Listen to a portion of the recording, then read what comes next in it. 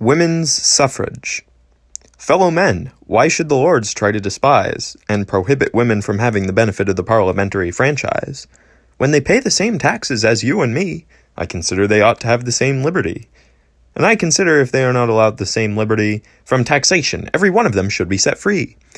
And if they are not, it is really very unfair, and an act of injustice, I most solemnly declare. Women farmers have no protection as the law now stands, and many of them have lost their property and lands, and have been turned out of their beautiful farms by the unjust laws of the land and the sheriff's alarms. And in my opinion, such treatment is very cruel, and fair play, 'tis said, is a precious jewel.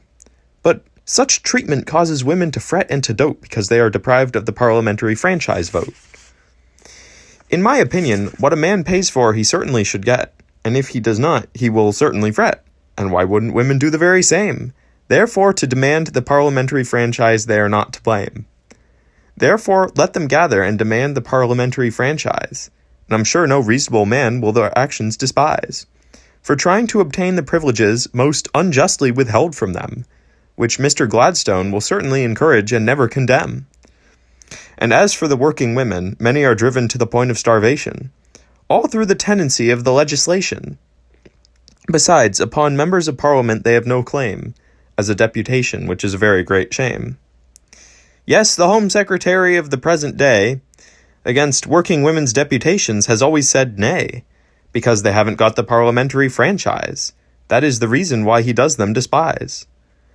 And that, in my opinion, is really very unjust. But the time is not far distant, I most earnestly trust, when women will have a parliamentary vote, and many of them, I hope, will wear a better petticoat. And I hope that God will aid them in this enterprise and enable them to obtain the parliamentary franchise, and rally together and make a bold stand, and demand the parliamentary franchise throughout Scotland. And do not rest day nor night, because your demands are only right, in the eyes of reasonable men and God's eyesight, and heaven, I'm sure, will defend the right. Therefore go on, brave women, and never fear, although your case may seem dark and drear. And put your trust in God, for he is strong, and ye will gain the parliamentary franchise before very long.